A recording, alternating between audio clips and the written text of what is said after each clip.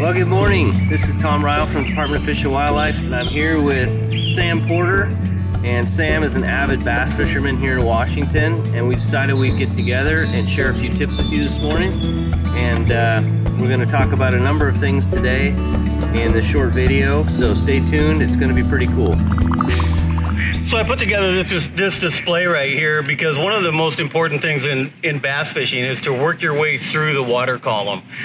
Starting, in the surface area, subsurface to about 5 feet, 5 feet to about 10 feet, and beyond that on down to bottom. So I kind of going from left to right here and top to bottom covers that water column. So you start off with some of your topwater baits like your rubber frogs.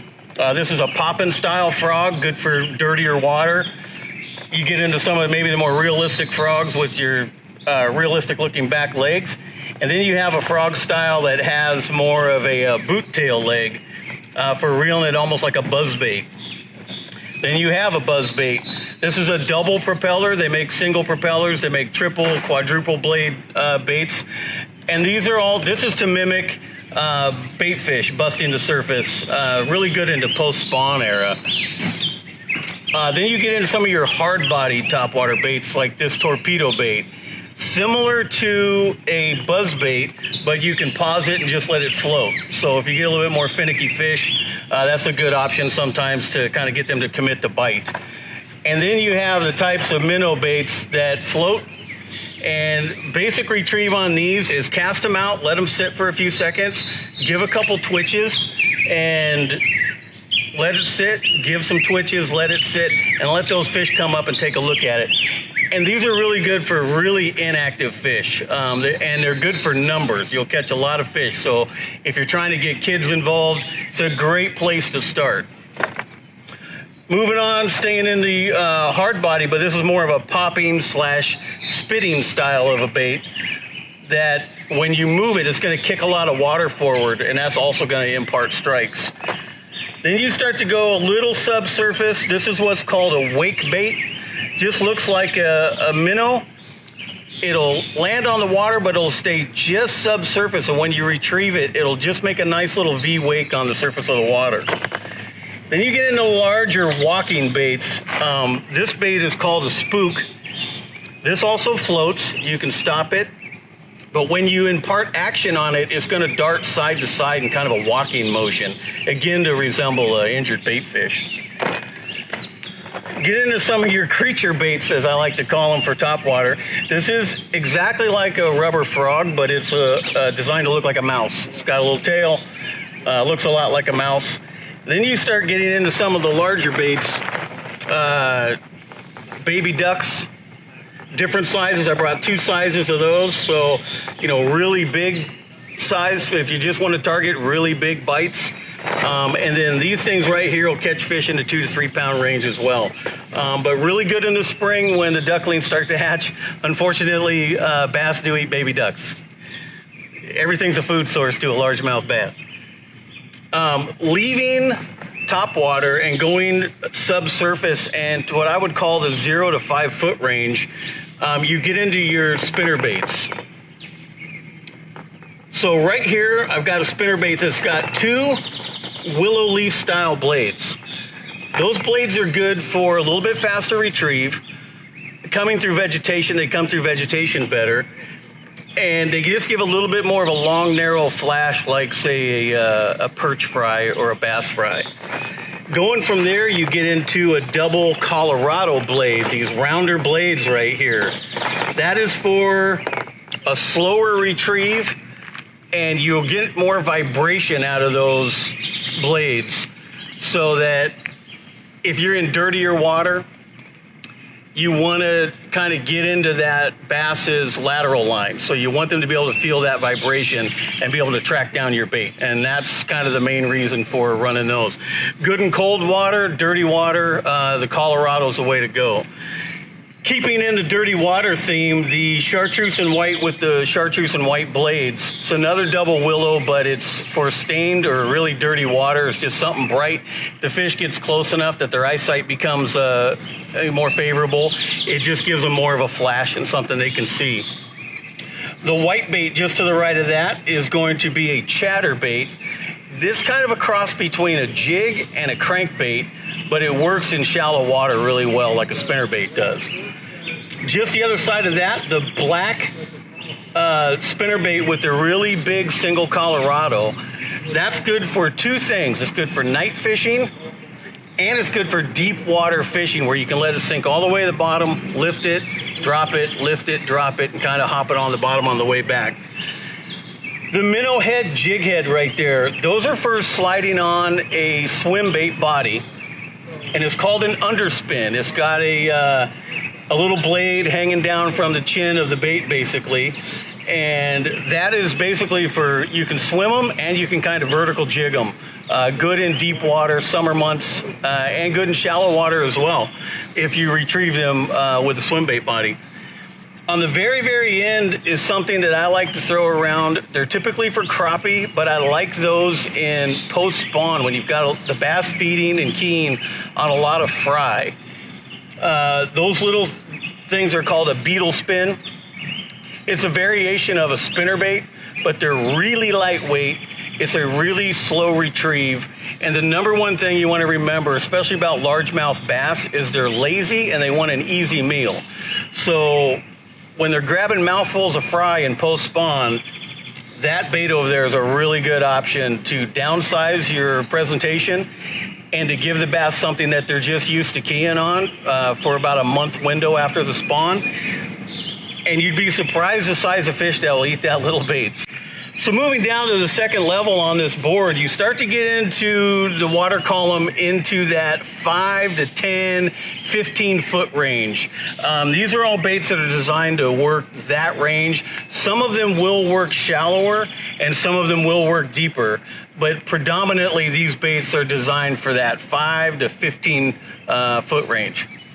Starting with your crankbaits, and we've all seen these. We use them for trout fishing as well. This bait right here is designed to dive to about 4 feet. This bait right here will dive to about 8 to 10, has a crawfish pattern. This bait right here is designed to dive to 16 feet, and that's going to depend on the gear ratio of your reel and your line size that you choose as well. You can get them a little deeper, they might run a little shallower, just depends on your equipment. This one's got a bluegill pattern. And you get into more, again, the long, narrower baits, like this shad wrap, that'll run 7 to 8 feet and looks, again, a little bit more like a perch body. Then you get into what's called a lipless crankbait. And the lipless crankbait is designed to run in a nose down attitude, and they're great for banging around rocks and working through shallow shorelines, but they're also really good. You can run them almost as deep as you want and crawl them along the bottom or burn them over submerging grasses. Getting into the center section, you start to get into the swim baits, and the swim baits are something that in the last 20 years have really taken off and kind of started to take over bass fishing. They're incredibly realistic looking. They catch all sizes of fish, and they're just one of those versatile baits that you can fish shallow, you can fish deep, and you can fish all day long. So just starting with something simple like this little 3-inch guy on a lead jig head threaded on there, just keep them straight. It's important to keep these baits straight so they track through the water correctly. Otherwise, they're going to want to roll up on their side and not look natural. A little bit larger, going to like a 4 3/4 inch, again on a little jig head, throw it out, reel it in. It's really simple. Another style, but this is a boot tail swim bait. It's just a hollow body swim bait, but it's on a much heavier jig head. Throw it out and get it down to that 20, 25 foot range even, and bring that back. This style right here on a weighted swim bait hook, you can rig it completely weedless, and that's is something that predominantly I'm throwing around grass, lily pads, and keeping it really shallow.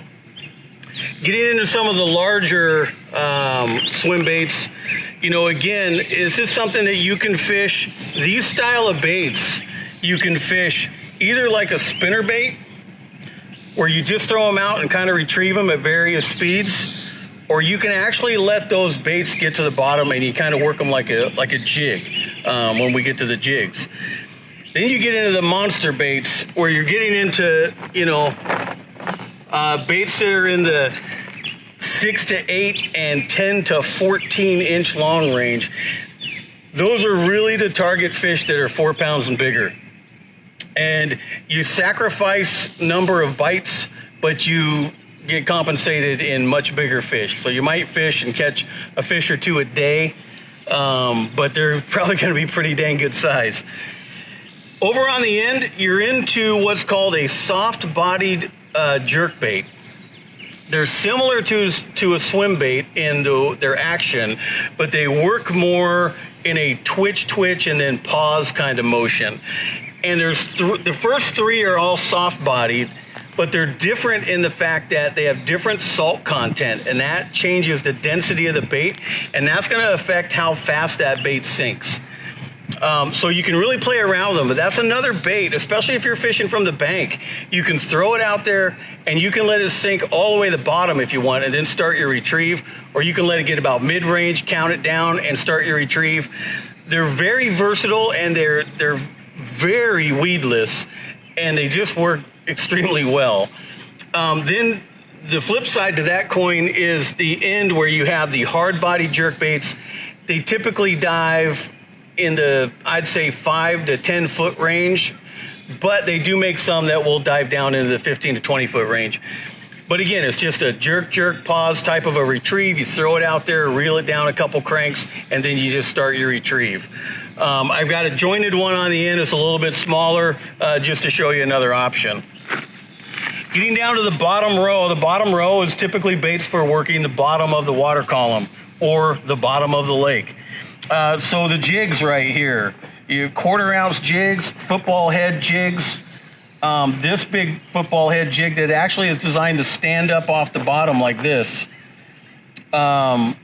This is a 1 ounce jig, great for summertime that we're coming into, just because it allows you to get the bait to the bottom quicker and keep better contact with that bait. So when you're working it, you feel everything that's going on down there.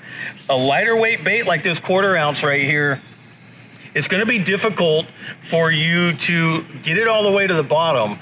But once it's there, with the amount of line you're going to have out and the water resistance on that bait, it's going to be very difficult to feel what that bait is doing or to possibly detect a strike. So typically in the hot months, I go with a heavier jig just so I can have better contact with that bait, and I can feel that little tick when a fish picks it up, or I know if I've lost bottom contact, it's in something's mouth. And you set the hook at that point. Going into the swim jig, so it's another jig, but it's designed to work more like a swim bait or a spinner bait, where you throw it out, you put some type of plastic keeper on it that has some action in the legs. You throw it out and you retrieve it. You just reel it in. Then you get over into the soft plastics, and there's so many different ways to rig these baits. It can be a little confusing, but generally speaking, every one of these techniques is designed to work the bottom of the lake.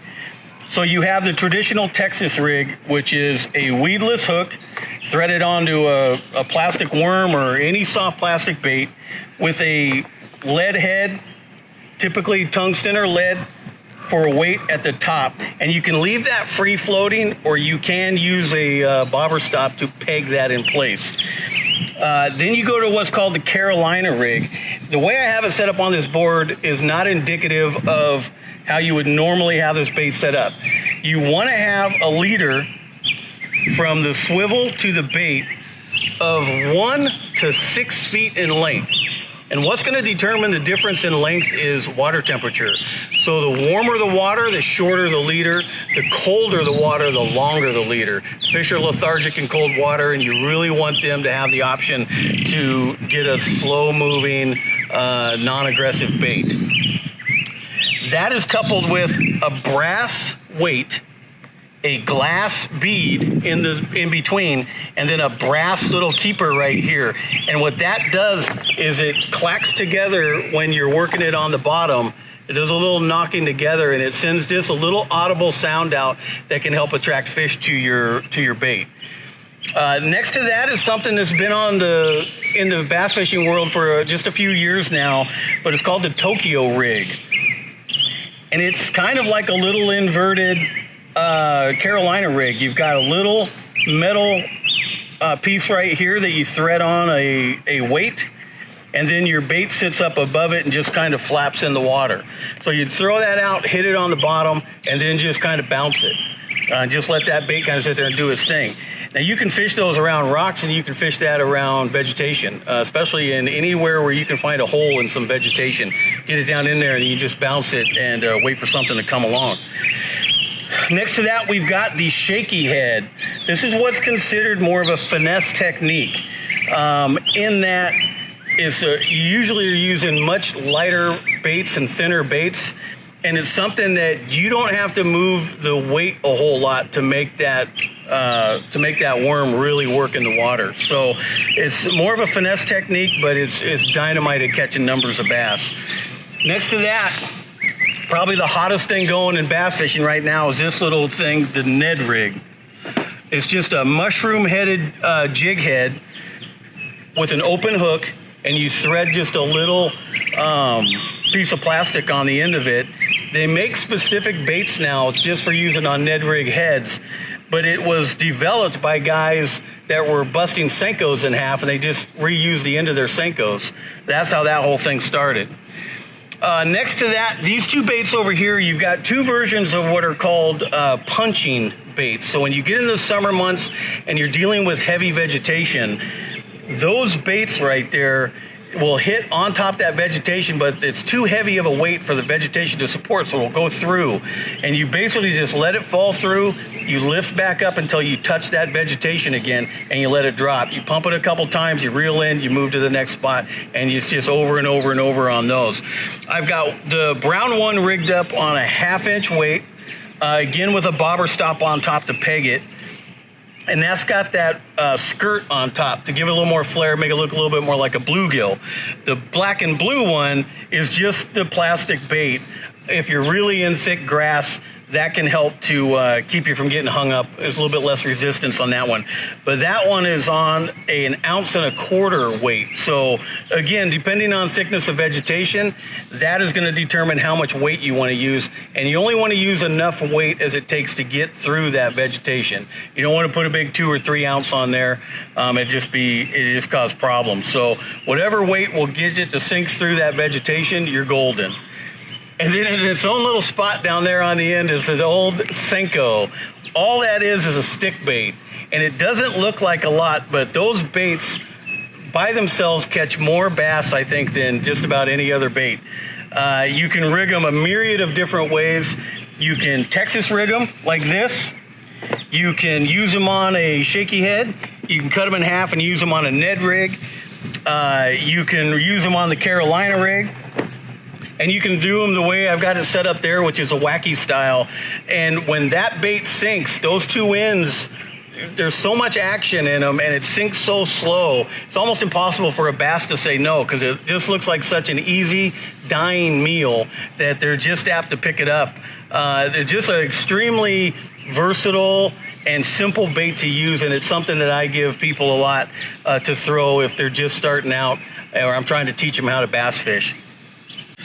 Now you might be thinking to yourself, no way I'm buying all this stuff to go bass fishing. And honestly, you don't have to. You do not need everything that's on this board to successfully catch bass by any means. It just gives you a quick overview of what's out there, some of the stuff that works, some of the places that you can, styles of fishing that you can get into with bass fishing. And, you know, honest to goodness, I could pick 5 baits off this board and catch bass the rest of my life. So, you know, for instance, pick one topwater you really like the looks of and go with that. I would opt, if you're fishing from the bank, I would go with the more weedless option and a frog.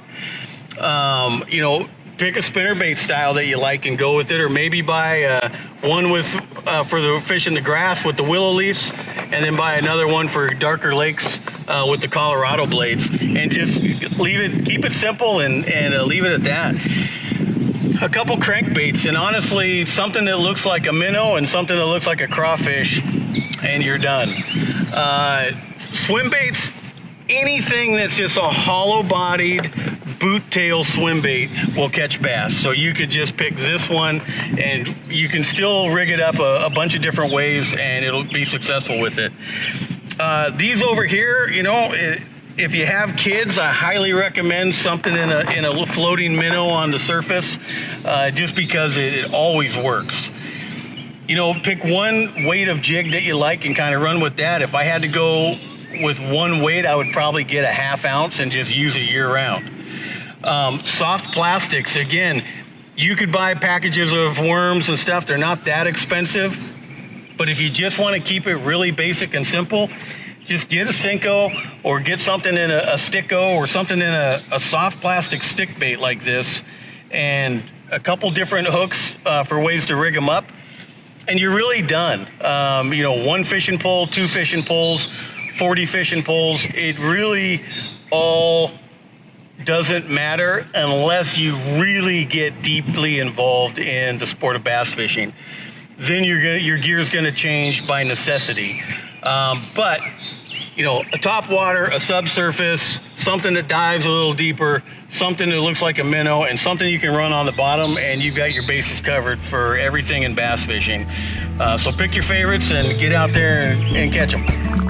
Well, I gotta say, Sam, that was a lot of information. That was really awesome. I love how you broke down the different depths that you use these different baits, and obviously it's like a candy store out there with the different types of baits that you can buy and fish.